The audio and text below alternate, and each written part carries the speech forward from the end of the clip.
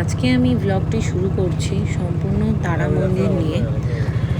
পশ্চিমবঙ্গের বীরভূম জেলা রামপুরহাট শহরের কাছে অবস্থিত একটি ক্ষুদ্র মন্দির নগরী, সেটি হলো তারাপীঠ। এই শহরটি হলো তান্ত্রিক দেবদেবী ও তারা মন্দির সংলগ্ন শ্মশান ক্ষেত্রের জন্য বিখ্যাত। হিন্দুদের বিশ্বাস এই মন্দির ও শ্মশানের পবিত্র তীর্থক্ষেত্র। এই স্থানটির নাম এখানকার ঐতিহ্যবাহী তারা আরাধনার সঙ্গে যুক্ত ছিল। আমি আমার এই ভিডিওতে সম্পূর্ণ তারাপীঠের ডিটেলস এবং আমরা কোথায় থাকছি, কি করছি, কোন কোন স্পট ঘুরছি, সমস্ত ডিটেলস আমি তুলে ধরব। এছাড়াও এখানে ইসকনের বীরচন্দ্রপুরের মন্দির সংলগ্ন সমস্ত বিষয় আমি আপনাদের সাথে শেয়ার করব। তাছাড়া সাধক বামাখ্যাপার মন্দির এবং বাড়ি সমস্ত ডিটেলস আমি আমার ভিডিওতে তুলে ধরবো। তার জন্য আমার ভিডিওটা না টেনে সম্পূর্ণ ভিডিওটা আপনারা দেখুন এবং প্লিজ ভালো লাগলে like, comment, share and subscribe করবেন। আমার ভিডিওটা যদি আপনাদের ভালো লাগে তো আপনারা প্লিজ ভিডিওটা পুরোটা দেখবেন। আপনাদের কাছে অনুরোধ রইল আমার ভিডিওটা পুরোটা দেখার জন্য, তাহলে আপনাদের তারাপীঠ সম্পর্কে একটা সাধারণ ধারণা হয়ে যাবে। তো আপনারা কিভাবে যাবেন, কি করবেন, কোথায় থাকবেন, কি করবেন, সমস্ত আইডিয়া আপনাদের হয়ে যাবে। তো ভিডিওটা দেখতে থাকুন।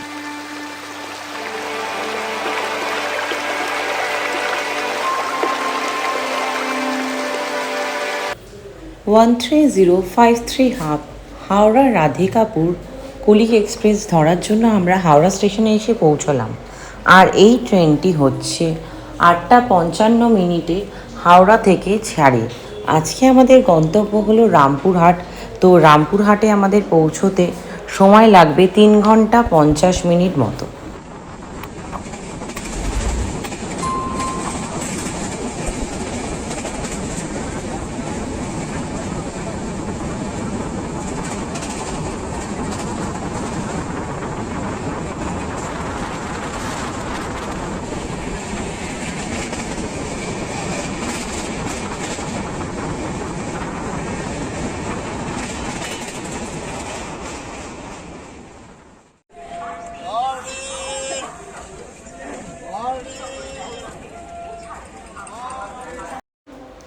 নির্দিষ্ট সময় থেকে 5 মিনিট লেটে আমরা রামপুরহাট স্টেশনে এসে পৌঁছলাম।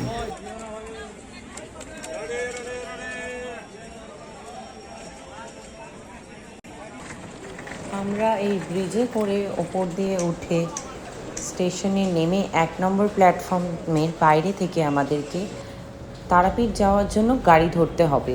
তো তাই জন্য আমরা বাইরে বেরোচ্ছি।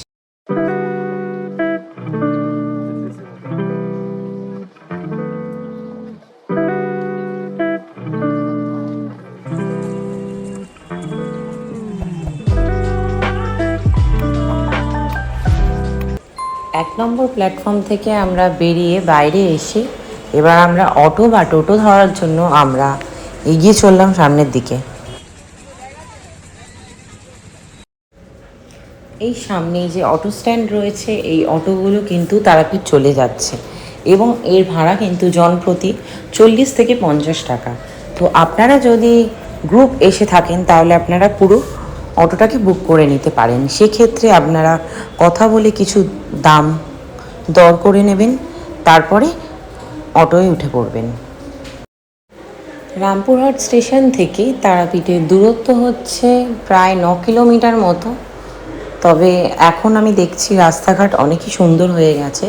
এর আগে 10 বছর আগে আমি তারাপীঠে এসেছিলাম, তারপরেও আমি আরেকবার এসেছিলাম তারাপীঠে, প্রায় সেটাও 5 বছর আগে। তো এখন দেখছি রাস্তাঘাট অনেকই সুন্দর হয়ে গেছে। আশা করি রাস্তায় আসতে আপনাদের কোনো অসুবিধা হবে না, খুব ভালোভাবেই আপনারা আসতে পারবেন।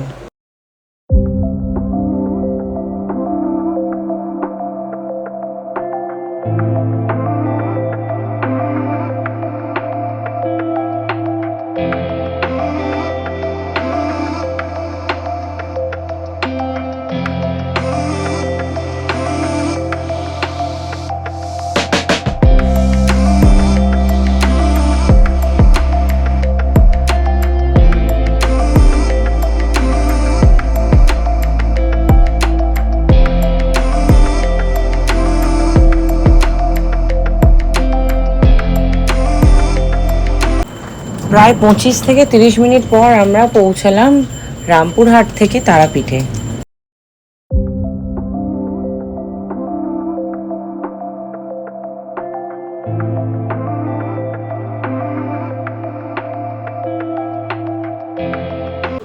তারাপীঠে এসে আমরা হোটেল ব্লু স্টারে উঠেছিলাম। এই যে এনাকে দেখতে পাচ্ছেন, ইনি হচ্ছেন হোটেলের ওনার। এনার নাম হচ্ছে জয়ন্ত রায়। আপনারা যদি কখনো তারাপীঠে আসেন তাহলে এনার সাথে যোগাযোগ করতে পারেন। আর এই হোটেলটা খুব বেশি দূরে না, তারাপীঠের গেট থেকে ঢুকেই বাঁ দিকেই পড়ে ব্লু স্টার বলে হোটেল।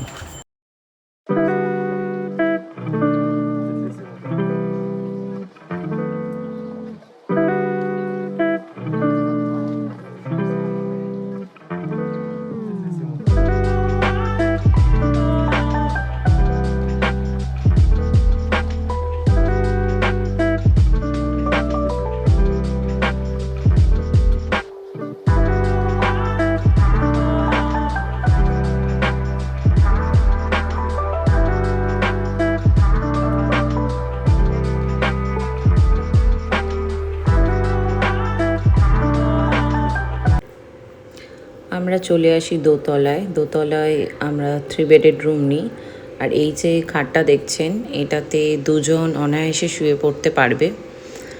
আর বাথরুমও বেশ মোটামুটি ভালোই ছিল, পরিষ্কার এবং সাইজেও বেশ বড় খানিকটা।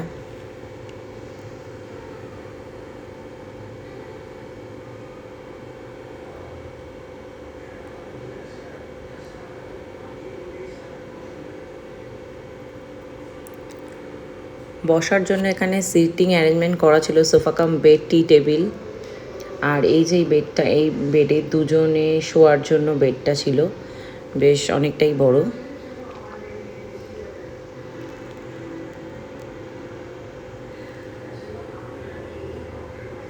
আর এই পাশে যে বেডটি ছিল এটাও বেশ বড়, এটা 3 জন নিয়ে অনায়াসে শুতে পারবে।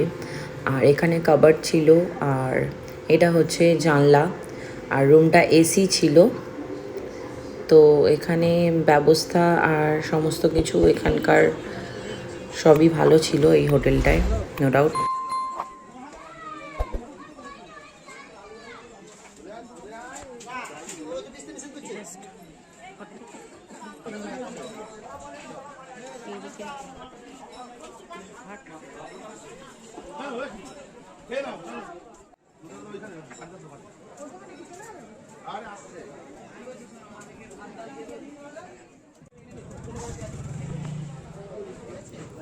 আমরা রুমের লাগেজ রেখে কোনো রকমে ফ্রেশ হয়েই আমরা বেরিয়ে যাই তারাপীঠ মন্দিরের উদ্দেশ্যে, কেননা ভীষণই ভিড় হবে। তো কালকে আমাদের অন্য প্ল্যান আছে আরও কিছু সব দেখার, তো সেই জন্য আমরা চলে আসি তারাপীঠ মন্দিরে। এটা হচ্ছে মূল প্রবেশপথ। আমরা এই গেট দিয়েই ভিতরে যাব মায়ের কাছে।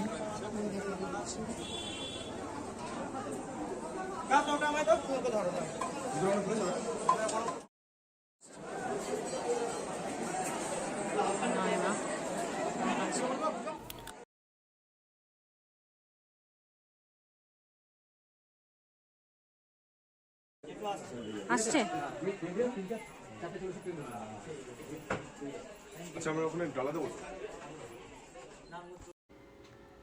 ইনি হলেন তপন চক্রবর্তী। আপনি এখানে এনার কাছেই পুজো দিই, তো আপনারা চাইলে এনার কাছে এসে পুজো দিতে পারেন। এটি হচ্ছে 15 নম্বর স্টল। আর ইনি আমাদের খুব ভালোভাবেই পুজো করিয়ে দেন। তারাপীঠ হলো সিদ্ধপীঠ, তো মাকে পুজো দেবে বলে প্রচুর ভক্তের ভিড় হয় আর ভীষণ লাইনও পড়ে। তো আমরা আস্তে আস্তে এগিয়ে চললাম তপনবাবুর সাথে মন্দির প্রাঙ্গণে পুজো দেওয়ার উদ্দেশ্যে। তো এখানে 3টি লাইন হয়, একটি হলো জেনারেল লাইন, আরেকটি হলো 300 টাকার বিনিময় এবং আরেকটি লাইন হচ্ছে 500 টাকার বিনিময়। 300 টাকার বিনিময়ে যে লাইনটি হয় সেটি ভিড় কম হয়, আর যেটি 500 টাকার বিনিময় সেটি আরও ভিড় কম হয়। এবং আমরা যেই লাইনটিতে দাঁড়িয়ে মাকে পুজো দিয়েছিলাম সেটা হলো 300 টাকার বিনিময়। তো সেখানে আমাদের ম্যাক্সিমাম টাইম লেগেছিল 1 ঘন্টা। তার মধ্যেই আমরা খুব ভালোভাবে মাকে দর্শন করতে পারি এবং খুব ভালোভাবেই পুজো দিই। এবং ওদেরকে ওখানে বললে ওরা আমাদের ফটো তোলার বন্দোবস্ত করে দেয় মায়ের। তো আমার এটা খুবই ভালো লেগেছে।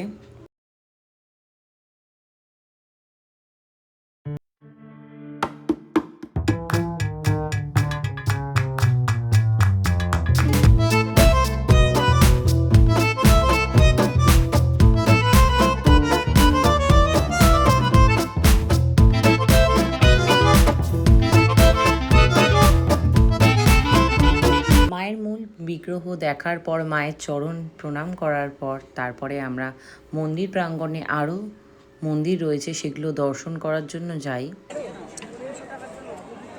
এবং প্রতিটি পীঠস্থানেই একটি করে ভৈরব রয়েছে, আমরা ভৈরবের মন্দিরও দর্শন করতে যাই।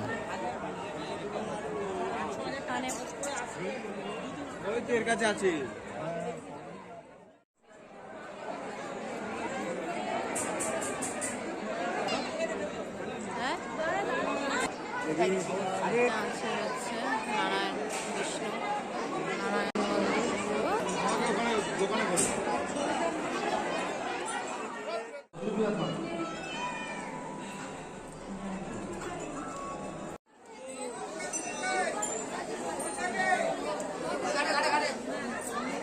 হচ্ছে এখানে ঘাট।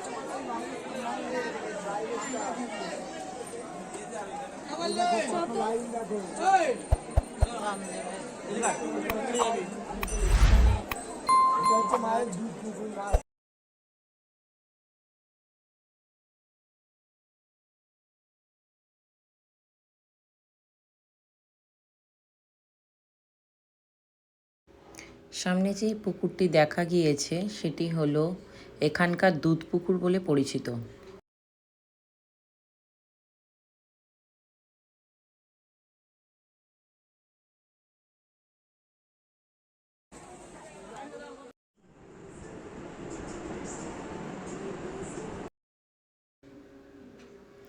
মায়ের পুজো দেওয়ার পর আমরা হোটেলে এসে মায়ের প্রসাদ গ্রহণ করি এবং তপনবাবুকে বলে রেখেছিলাম আমরা আগে থেকেই, তো উনি প্রসাদের বন্দোবস্ত করে দেন আমাদের।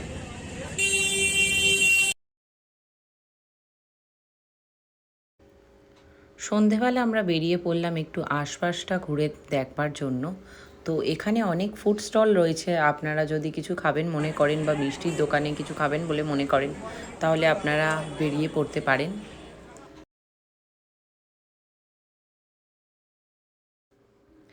এরপর আমরা এখান থেকে একটি অটো ঠিক করে বেরিয়ে পড়লাম বীরচন্দ্রপুরের উদ্দেশ্যে।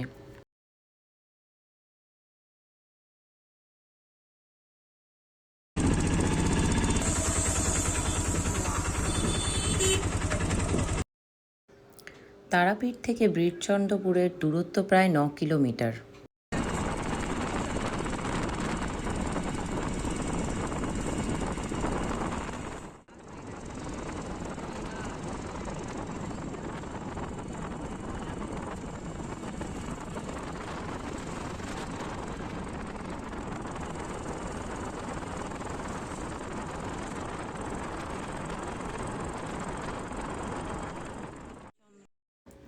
আমরা বীরচন্দ্রপুরে এসে পৌঁছলাম প্রায় 20 থেকে 25 মিনিট পর। আর এটি হলো বীরচন্দ্রপুরে যে ইসকনের মন্দির রয়েছে তারই গেস্ট হাউস।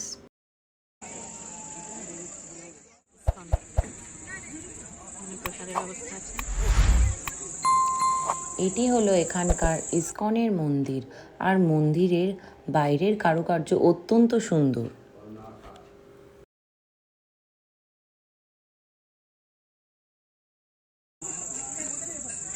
খুব সুন্দর, তাই না রে কারুকার্যগুলো?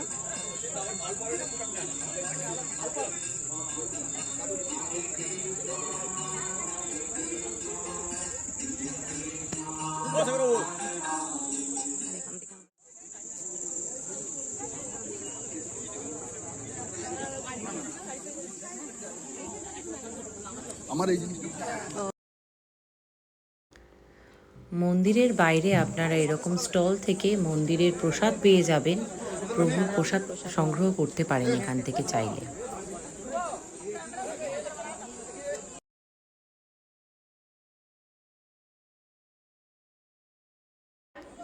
আর এখান থেকে আপনারা বুক স্টল পেয়ে যাবেন, এখান থেকে আপনারা চাইলে কৃষ্ণের বই, অষ্টতর শতনাম, বাচ্চাদের কৃষ্ণের বুক আপনারা এখান থেকে কালেক্ট করে নিতে পারেন।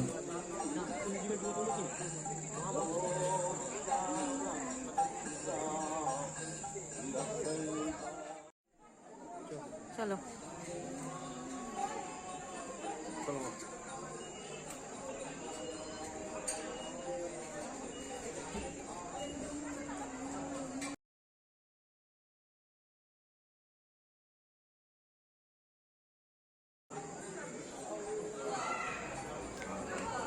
এই সিঁড়ি দিয়ে উঠেই ওপরে গিয়ে মন্দিরের ভিতরে প্রবেশ করতে হবে। এটি হলো মন্দিরের প্রবেশ পথ।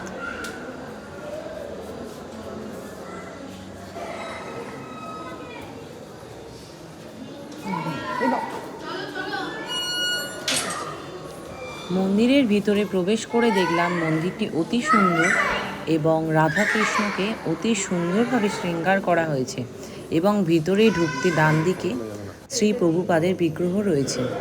আর এখানে দেখুন রাধাকৃষ্ণকে খুব সুন্দরভাবে শৃঙ্গার করা হয়েছে।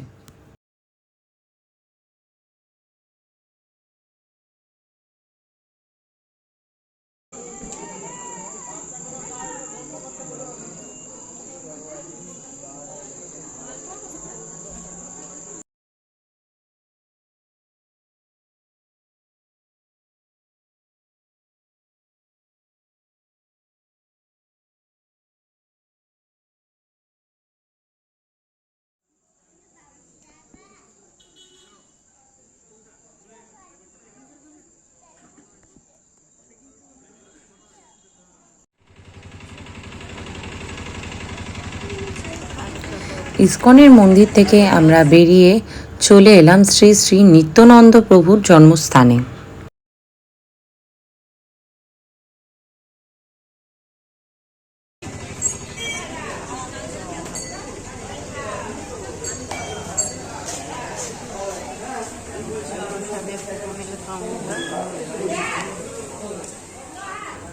এখানে মোবাইল বা ক্যামেরা অ্যালাউ ছিল না এবং এরপর আমরা একে একে এখানকার বিভিন্ন মন্দির এবং বিভিন্ন দর্শনীয় স্থান ঘুরে দেখলাম।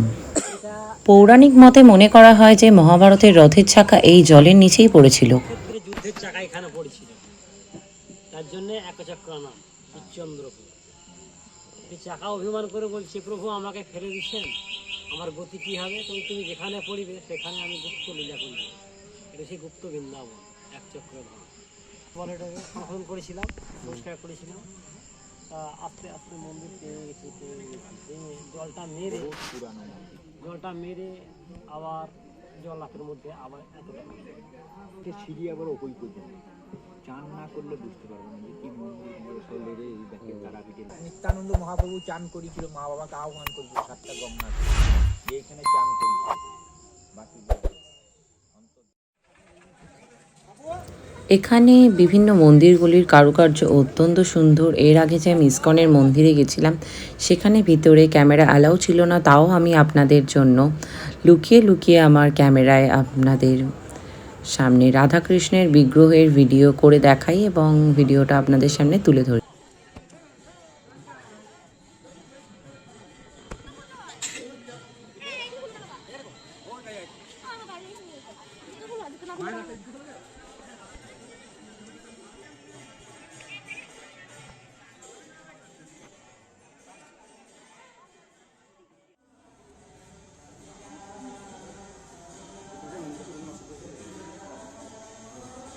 অপূর্ব সুন্দর এই গৌর নিতাইয়ের মূর্তি।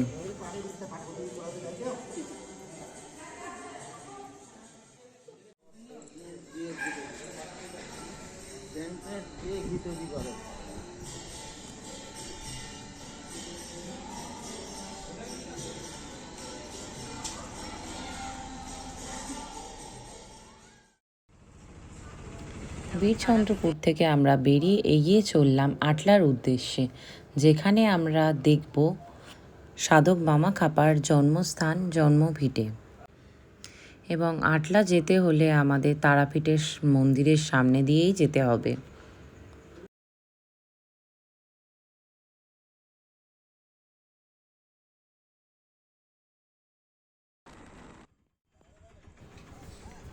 আটলাতে আমরা নেমে সামনেই দেখতে পেলাম মা কালীর একটি মন্দির।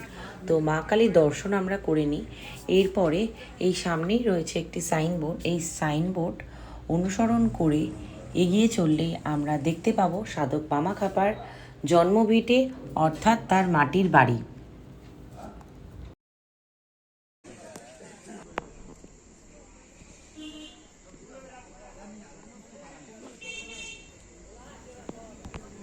এরপরে আমরা সামনে যে মাটির ভিটেটি দেখতে পাচ্ছি, এটি হলো সাধক বামা খাপার জন্মস্থান।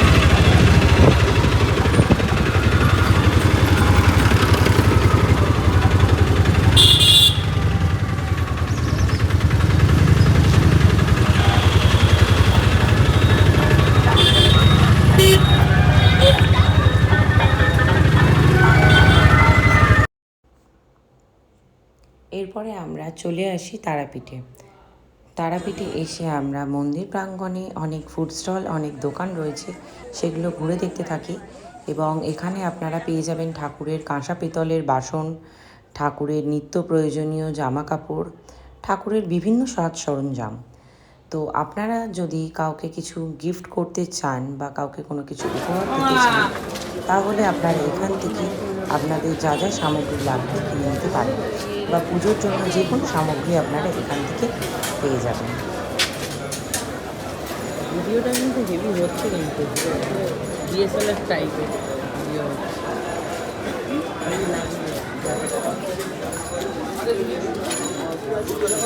ভালো লাগছে, দেখতে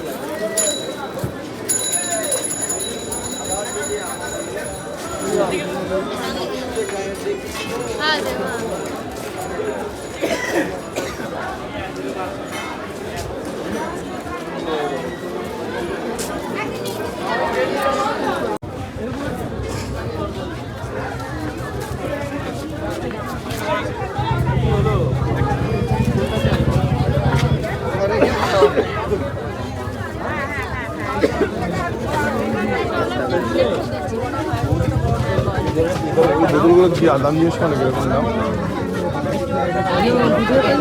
ওই বোতলগুলো সকালবেলা 8টায় খুলে, আমরা তো বেরোবো 11:30। ওই শিবে ফটো দিতে হবে। এই ভিডিওটা খালি এখানটায় দেয়। ও কেমন লাগছে? ওই শিবে ফটো দিতে হবে। লাইট জুজে চকচক করছে দাদা পুরো। বলছি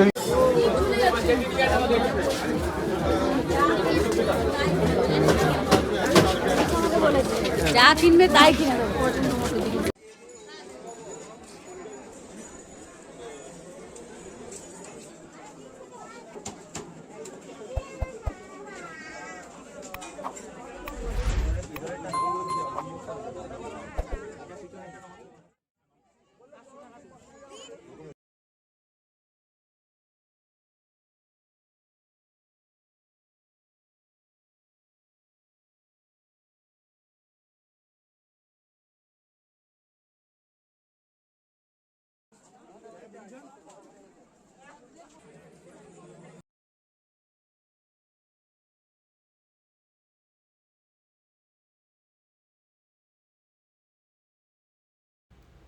এরপর আমি প্রবেশ করছি তারাপীঠ মহাশ্মশানে, যেখানে ভীষণই অন্ধকার, কোনো রকম আলোর প্রবেশ নেই, শুধুমাত্র প্রদীপের আলো ছাড়া বা মোমবাতির আলো ছাড়া। আর একটা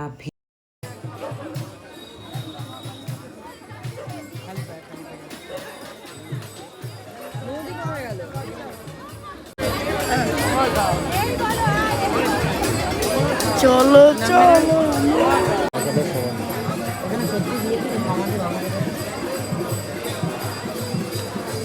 দুধ করি না কিনতে কিনতে পারছি।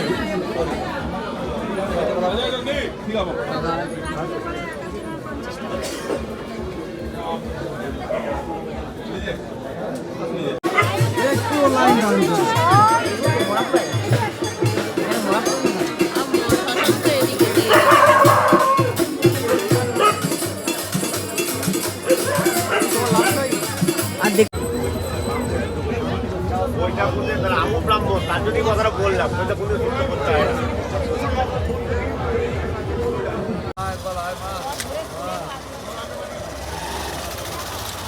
চলো।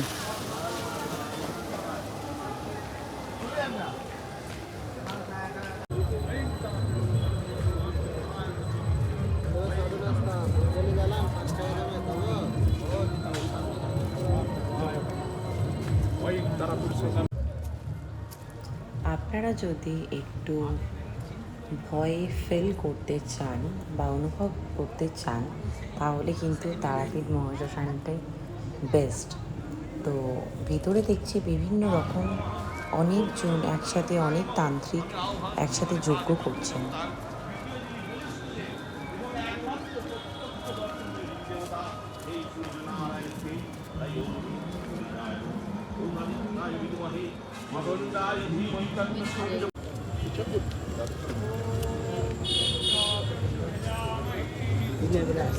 হ্যাঁ ওটা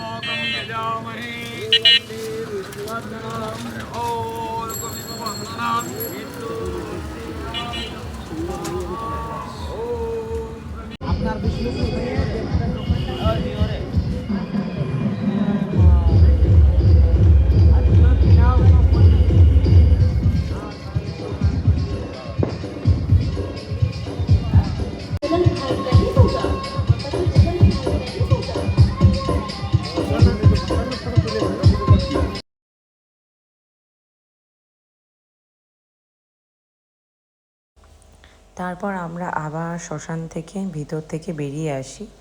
এবারে আমরা একটু বাইরে যাব, আর এখানে যেখানে প্রদীপ জ্বালছে সবাই, সেখানে সকালবেলা বলি দেওয়া হয়।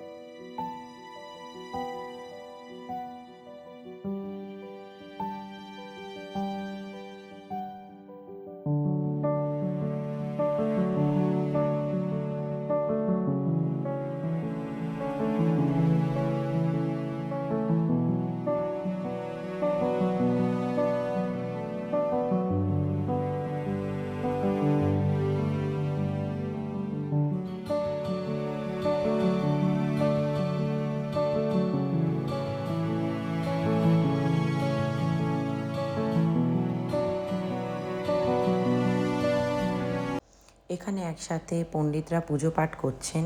আর মন্দির চত্বরে এসে দেখে এখনও মন্দির প্রাঙ্গণে বিশাল ভিড় এবং মায়ের বিগ্রহ দেখার জন্য প্রচুর ভক্ত এসে জড়ো হয়েছে। আর এই পাশে থেকেও সবাই দেখার চেষ্টা করছে মায়ের বিগ্রহকে।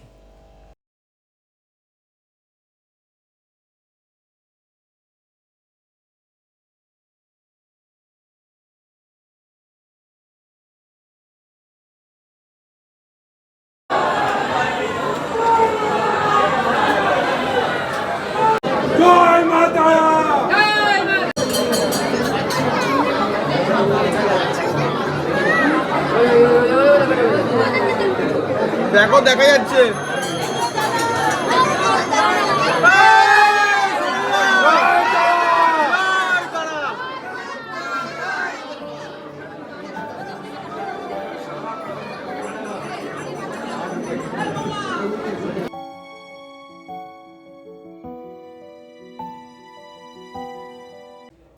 আমার ভিডিও আজকের মতো এখানেই শেষ। তো আমার পরবর্তী ভিডিওর আপডেট পেতে হলে আমার চ্যানেলটাকে সাবস্ক্রাইব করে দেবেন এবং ভিডিওটা লাইক করে দেবেন এবং কমেন্টে জানাতে ভুলবেন না যে আমার ভিডিওটা আপনাদের কেমন লাগলো। এরপরে আমরা চলে যাব হোটেলে এবং খেয়ে দিয়ে